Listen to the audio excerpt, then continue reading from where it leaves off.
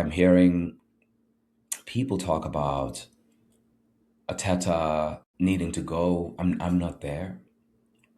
I'm not there. I think I said in the last few episodes I've done that the problem with Ateta that he has, first of all, is that he gives you a consistent level of underlying metrics. His football, if I'm going to use American terms here, his football travels. His football can go to an away stadium and get you a result.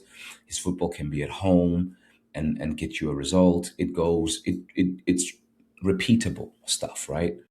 But I think because it's that repeatable, I think we've gotten drunk on our own Kool-Aid, we being Arsenal. I think Arsenal have gotten drunk a little bit on their own Kool-Aid by trusting their tactical stuff a little bit too much. And I think because Arteta's approach to football, this is my opinion, okay, is so forensic and scientific almost. Because he's the nerd's perfect coach because he gives you all the underlyings, he gives you all the things, the XGs and the field tilt and all of that stuff. And more often than not, that gets you results. But in tight games, what you need is people who are game breakers. And for so long, Saka was that for Arsenal. But it seems to have escaped him for at least about a third of this season. I don't know if it's going to continue to be this way.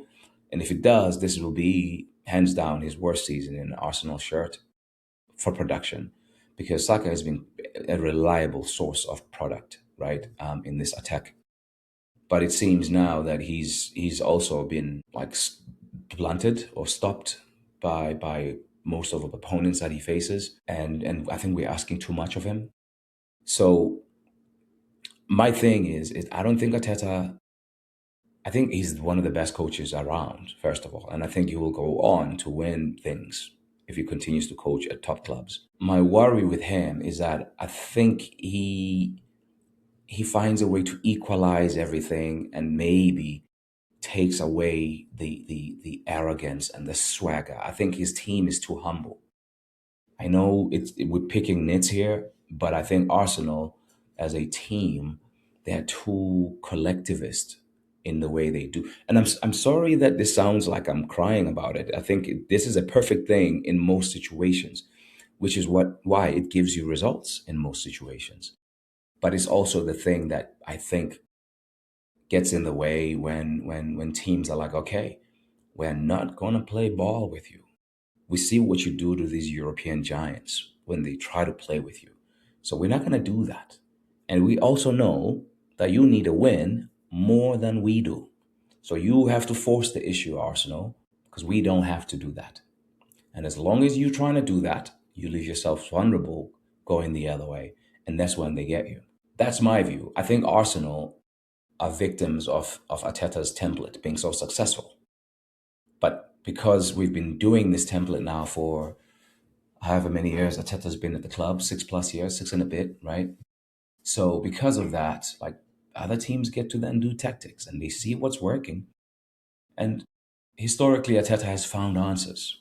This is the one thing I can't blame him for. Like that's why I have a hard time saying, it's gotten stale because he finds way to make edits.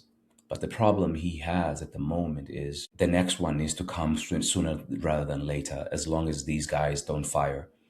I think he may need to play two strikers for some of these games and go 3-5-2 or 4-4-2. He needs to find more centrality. And I think he needs to find a way to play Saka and Madueke in his team. I really do. It may be that for some of these games he needs to run over the midfield and just like go to two strikers and then have everybody applying pressure. He may have to mix it up. I know he loves a degree of control and he doesn't like a basketball game, but I think it's becoming more and more unavoidable that these games now is what we're going to see from teams playing Arsenal because they know that the onus is on Arsenal. Even at their home ground, teams are doing this.